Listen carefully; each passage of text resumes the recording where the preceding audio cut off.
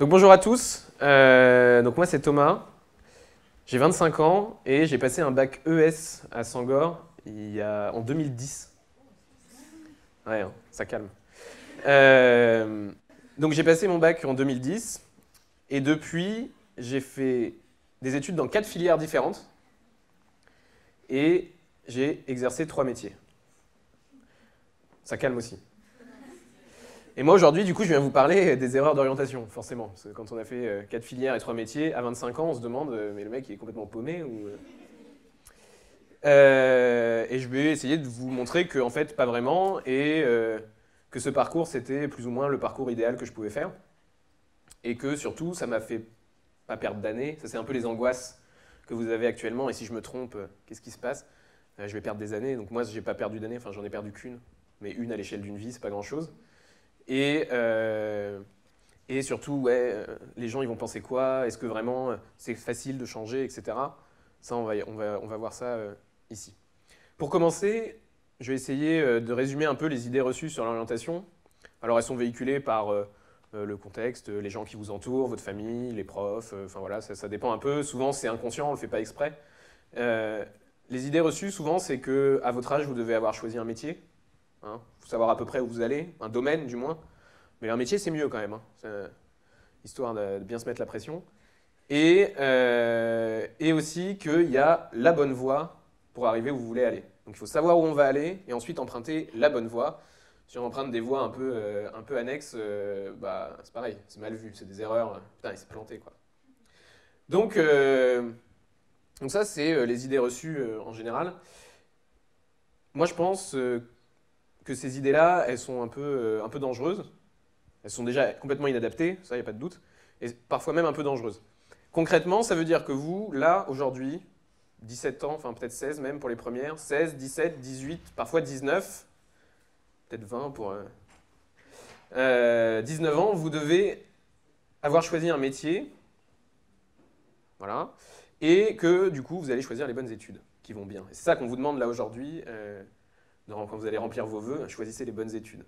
C'est la question, tu veux faire quoi plus tard? Aujourd'hui, qui peut répondre là? Juste voilà, lever la main, ceux qui savent ce qu'ils veulent faire plus tard. Il y en a quand même pas mal qui savent pas, quoi. C'est bien hein, pour ceux qui savent, c'est cool pour vous. Bon, je pense que pour certains, ça va changer en cours de route, mais on verra. Donc, savoir ce que vous voulez faire à 17 ans, c'est compliqué, tout simplement parce que on ne sait pas trop ce qui existe, en fait. Moi, le premier, hein, à votre âge, je ne savais pas vraiment les métiers qui existaient. Et même ceux que je croyais connaître, en fait, sont souvent assez différents dans la réalité par rapport à ce qu'on imagine. Je vais faire un petit test là pour voir un peu vos compétences sur les métiers. Alors vous allez voir, c'est un peu normé par rapport à ce que moi j'ai fait comme parcours, mais qui sait ce qu'est un contrôleur de gestion? Il n'y a pas de main levée. Qui sait ce que fait un consultant? Il consulte. Exactement. Bingo. Qu'est-ce que fait un assistant de production audiovisuelle? Là, je m'adresse directement à ceux derrière les caméras. Là. Ça fait quoi un assistant de production? Voilà. Et il y a quoi derrière? Parce que dans la réalité, ça fait quoi? Ouais, vas-y si tu veux. Il est là pour assister la production? Ouais. Ok. Dans les faits, il fait quoi? Dans les faits, il tient tout ce qui est la comptabilité, il remplit tout l'administratif, il s'occupe de la gestion des équipes, etc. Donc tout ça, c'est ce qui se cache derrière les métiers, et on se rend compte en fait qu'à 18 ans, moi le premier, je ne savais pas ce que c'était les métiers, quoi. Donc c'est difficile d'en choisir un. Ça, c'est la première réponse, le premier constat par rapport à ces idées reçues. Le deuxième, c'est celui de la bonne voie. Et ça, c'est hyper dangereux de dire il y a la bonne voie, puis il y a les autres. Parce que du coup, c'est anxiogène. Vous devez trouver la bonne voie. Vous ne pouvez pas chercher. C'est trop tard, ça y est, maintenant il faut choisir. Alors que ça, c'est pas vrai, en fait. Et ça, je vais m'attarder à le démontrer avec mon parcours à moi et ma vision que j'ai développée un peu au fil des années sur comment mener son orientation. Vous allez voir, c'est assez différent. Moi, au lieu de le voir comme une espèce d'autoroute, je suis au point A, je dois aller au point B, il y a la grande ligne droite au milieu. Moi, je me suis dit, je ne sais pas où je veux aller déjà. Bon, du coup, comment je fais? Donc, je ne sais pas où je veux aller. En fait, je l'ai vu un peu plus comme une chasse au trésor. Ah, ça fait hyper naïf d'un coup. Hein. on retombe en enfance. La chasse au trésor, 1, 2. Ça veut dire quoi? Ça veut dire je sais pas où je vais aller, mais j'accepte de chercher des indices au fur et à mesure qui vont m'orienter petit à petit.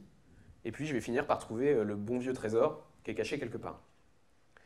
Donc c'est comme ça que j'ai fonctionné.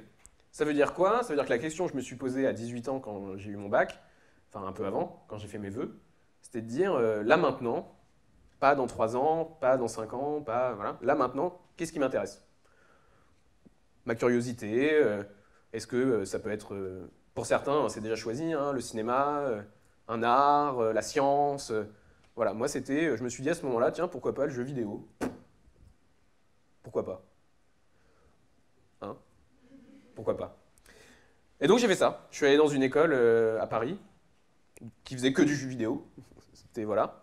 J'ai passé des concours, j'ai été accepté.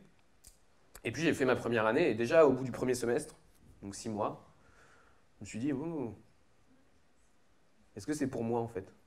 Parce qu'on découvre ce qui se cache derrière. C'était tout beau. Et puis en fait, je savais pas ce qu'il y avait. J'ai rencontré les gens. C'est pareil, hein, dans les études, c'est les gens aussi. Il y a une culture. Je me sentais pas hyper à l'aise, les matières, c'était pas forcément mon truc. Mais il y avait des matières qui me plaisaient quand même. J'aimais bien les matières artistiques, j'aimais bien les matières scientifiques, donc mathématiques, et l'informatique. C'est ça, voilà. Tout le reste, scénarisation, tout ça, c'était pas mon truc. Et donc arrivé là, voilà, si j'avais suivi la bonne autoroute, là, la bonne ligne droite, qu'est-ce que je fais? Je continue, alors que je sais que ça me plaît pas. C'était 3 ans. Est-ce que je continue, je vais au bout, puis je verrai après? Ou est-ce que je prends la décision de me réorienter? Je me suis dit, bon, on va me réorienter. Voilà. Et ça, vous vous dites, ça doit être assez marginal finalement, il y a peu de gens qui se réorientent. Pour vous donner l'info, il y a 40% des étudiants qui changent entre leur première et leur deuxième année d'études.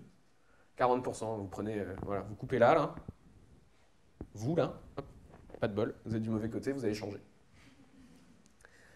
Donc c'est pas marginal, donc dites-vous, voilà, il faut juste s'ouvrir un peu l'esprit et se dire surtout que c'est pas grave en fait. Donc moi, qu'est-ce que j'ai fait à ce moment-là? J'avais récupéré mes petits indices qui étaient, j'aime pas faire du jeu vidéo, j'aime bien les maths, j'aime bien l'art et j'aime bien l'informatique. C'était mes nouveaux indices. Et donc j'ai commencé avec ça et je me suis dit, bon alors qu'est-ce que je fais? Et je me suis dit, tiens, je vais aller étudier les maths. Il y en a qui étaient avec moi, qui se rappellent de mon parcours. Je vais aller étudier les maths. Bon, j'ai pas fait S. Ah. Et là, en plus, ce qui est bien, c'est qu'on vous redemande de passer par, à l'époque ça s'appelait admission post-bac, maintenant ça s'appelait Parcoursup, je crois. Et donc, jusqu'à bac plus 3, il me semble, on passe par admission post-bac, en fait, quand on change de filière. Et donc, me revoilà sur admission post-bac à refaire des vœux sur ce que je voulais faire. Et alors, ce qui est bien avec admission post-bac, c'est que ça laisse pas du tout, ça ouvre pas du tout le spectre. Si vous n'avez pas fait le bon bac, c'est mort. C'est mort. Moi, je voulais faire prépa. Après, du coup, je me suis dit, tiens, je vais aller faire maths P, PMSI, ce genre de choses. MP, voilà. Donc les prépas. Et ça s'appelle plus maths P maintenant. Et donc j'ai voulu m'inscrire, j'ai fait mes vœux. Et on me dit, non, vous avez un bac ES, désolé, vous ne pouvez pas faire ces vœux-là. Mince. Bon, ben, je vais aller en DUT alors. DUT mesure physique. Non, vous n'avez pas le bon bac, vous ne pouvez pas faire DUT mesure physique. Je me suis pris la liberté d'écrire une lettre au directeur de l'IUT de Rouen en disant, ben voilà, moi je suis quand même motivé, j'étais en ES, P-Maths, bon, c'est un peu abusé quoi. J'ai pas eu de réponse. Mais bon, je me suis pas découragé, j'ai été à l'université. C'est ça qu'on a de bien en France, c'est qu'on a l'université. Et l'université, si, j'en vois qui rigolent, l'université c'est vachement bien, pour la simple et bonne raison que eux ne regardent pas d'où vous venez. Et ça en fait c'est vachement bien. Parce que sinon j'aurais pas pu faire de maths en fait. Donc je suis allé à l'université, je suis arrivé à l'université, on m'a dit, vous avez un bac ES? Moi en 20 ans de carrière, j'ai jamais vu un bac ES réussir sa première année du premier coup. Et ok. J'ai eu ma première année du premier coup. Et parce que, un moment, si on se met à travailler, voilà. Si vous avez vu l'autre conférence de Morgane, vous avez retenu qu'à un moment, il faut travailler. Et là, mes nouveaux indices. Les maths, une fois à la fac, ça devient hyper abstrait en fait. Si vous pensez aujourd'hui que les maths sont abstraites, détrompez-vous. Voilà, ça va beaucoup plus loin. Donc je me rends compte de ça et je me dis, mais mince, en fait, c'est trop abstrait pour moi. Voilà, j'ai pas trop envie de continuer là-dedans, encore une fois. Et par contre, j'avais eu de la physique et j'adorais la physique. C'était mes nouveaux indices. Parce que moi, j'avais pas fait S, donc la physique. Et donc, j'adore la physique. Bah, je me dis, tiens, je vais continuer en physique. Mais bon, là, je me dis quand même, reperdre un an. Puis il y a les parents derrière. Reperdre un an, ça commence à faire beaucoup. Et là, encore une fois, à l'université, il y a quelque chose qui est vachement bien, ça s'appelle la validation des acquis. Et en fait, vous faites un dossier où il faut montrer que vous êtes motivé pour changer de filière. Et vous dites ce que vous avez appris dans la filière actuelle et pourquoi ça justifie que vous puissiez passer dans l'année suivante dans une autre filière. Donc j'ai fait ça, j'ai dit voilà, moi j'ai fait des maths. En physique, les physiques, ça marche avec des maths, donc voilà. Et puis j'ai envie de faire de la physique parce que c'est vachement chouette. J'ai été accepté, bon, je sais pas vraiment s'ils regardent en fait. J'ai été accepté, et puis là, bah, de nouveau, j'avais pas fait S, donc la physique, fallait rattraper un peu le niveau. J'ai réussi à passer ma deuxième année de physique. Et là, vous vous doutez bien que bah, ça m'allait pas, quoi. Je me suis dit, ouais, la physique à l'université, c'est vachement bien, je trouvais ça hyper intéressant, mais les débouchés, c'est quand même beaucoup la recherche, enfin, c'était vachement orienté vers la recherche, vers, vers les métiers de l'éducation, et moi, c'était pas, je me projetais pas là-dedans, quoi. Donc j'ai dit, bon, je vais aller faire une école d'ingé. Parce que j'aimais bien quand même. Donc je me suis dit, je vais aller faire une école d'ingé. Alors là, je regarde, je me renseigne, hein, comment rentrer en école d'ingé. On me dit, ouais, bah, faut avoir fait prépa. Ou alors, il faut passer des concours qu'on appelle des concours passerelles, hein, des concours d'admission sur titre. Donc, je regarde, machin, on me dit, bon bah voilà, faut passer le concours telle date. Les concours, c'est vachement bien aussi, hein, ça fait peur comme ça. Mais les concours, c'est vachement bien parce que bah, c'est pareil, ils s'en fichent d'où vous venez en fait. Tant que vous avez une bonne note, c'est bon. Donc je me suis mis à travailler tout seul, à la fac, sur mes concours. Et pareil, quand j'allais voir mes profs et que je disais, voilà, je passe les concours pour rentrer à Centrale, enfin voilà, ils m'ont dit, attends, ici t'es à l'université, t'as pas le niveau. Bon, bon. Je continue à travailler mes concours, et plus j'avançais, plus je me disais, en fait, ce qui me plaît bien dans les révisions des concours, c'est toutes les matières qui n'ont rien à voir avec les études d'ingé, en fait.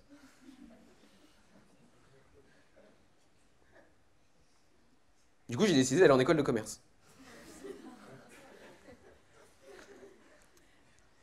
Et donc, encore une fois, je me suis renseigné, on m'a dit, voilà, il faut passer tel concours, telle date, je l'ai travaillé. Et là, mes 2 années, elles m'ont servi, parce que dans les concours, c'est toujours un peu la même chose, hein. Vous voyez, c'est les mêmes matières. Que ce soit une école d'ingé, une école de commerce, les matières sont assez similaires pour les concours. Beaucoup de mathématiques. Donc finalement, moi j'avais fait des maths et de la physique, donc voilà. Et du coup, j'ai pas perdu d'année. Puis j'ai réussi à avoir une bonne école, en évitant la prépa, soit dit en passant. Et donc je me suis retrouvé au même niveau que ceux qui avaient fait des classes préparatoires. Alors que moi, j'ai fait une année de jeux vidéo, une année de maths, une année de physique. C'est chouette, non? Donc voilà. Et donc je suis arrivé en école de commerce et après j'ai continué. J'ai fait quand même 3 ans d'école de commerce, histoire de, voilà, de finir. Et donc j'ai eu mon diplôme là en décembre. Ouais, en décembre parce que je fais de l'apprentissage, voilà, ouais, plein de raisons. Donc voilà, donc tout ça pour vous dire que c'est pas bien grave de changer. Et la question qu'il faut vous poser en fait en permanence, c'est est-ce que je suis à ma place? Est-ce que je me sens bien avec ce que je fais? Et moi, un des petits trucs et astuces que j'ai développé, c'est quand vous parlez aux gens et qu'on vous pose la question, tu fais quoi? Si vous êtes fier de dire ce que vous faites, c'est que vous êtes au bon endroit. C'est-à-dire que même, moi, quand je faisais du jeu vidéo, c'est pas forcément bien vu. Le truc des geeks. Bah, quand je suis arrivé et que je me sentais à ma place au tout début, bah, j'étais prêt à le défendre en fait. J'étais là pour une raison, j'étais prêt à dire ouais, je fais du jeu vidéo, ouais, regarde, je suis pas spécialement un geek. Donc si vous êtes prêt à faire ça, c'est que vous êtes au bon endroit. Sinon, posez-vous la question, est-ce que j'ai récupéré des indices sur le chemin? Est-ce que j'ai une meilleure idée maintenant de ce que je veux faire? Parfois, c'est juste la réalité des métiers, hein. On découvre ce qui se cache derrière un grand domaine comme ça, on fait médecine et on découvre ce que c'est vraiment la médecine. Le droit, le droit c'est vachement bien, les avocats et tout. On arrive en droit, mince. Parfois c'est vachement chouette, on se dit ouais super, je suis trop bien ici. Voilà, moi c'est une fois que je suis arrivé en école de commerce que je me suis dit là je suis bien, les débouchés me plaisent, voilà. Tu vois d'ailleurs ils font non comme ça. Donc Et donc en fait, il faut juste accepter de mener cette chasse au trésor, de récupérer les indices, et de ne pas avoir peur de jouer un peu des coudes et d'aller à l'encontre de ce que les gens vous disent. Donc si c'est vos professeurs, que ce soit ici ou en université, qui vous disent t'as pas le niveau, bon parfois, il faut aussi se rendre à l'évidence, hein, parfois ça va être dur. Ça ne veut pas dire que c'est impossible. Et si c'est vos parents qui vous disent ouais, il n'y a pas de débouché là-dedans, quand j'ai dit à mes parents je veux aller faire du jeu vidéo, ils m'ont dit quoi? Alors c'est pas compliqué, vous allez sur internet, vous tapez métier du jeu vidéo par exemple, ou métier de 1, vous prenez la liste des métiers, et vous prenez ceux qui payent le mieux, et vous dites à vos parents voilà, moi je veux faire ça. Ça recrute et en plus il y a de l'argent à gagner. Parce que vos parents en fait c'est ça qu'ils veulent, hein. Ils veulent juste que vous soyez à l'abri du besoin, que vous ayez un travail et que vous gagnez votre vie, quoi. Donc à chaque fois que vous changez, voilà, vous prenez le plus haut de la liste, vous dites voilà je veux faire ça. Voilà. Donc acceptez de mener la chasse au trésor et normalement vous arriverez à la voir et le trésor c'est quoi? Bah, c'est d'être épanoui dans ce qu'on fait et de savoir pourquoi on se lève le matin. Voilà, merci à tous.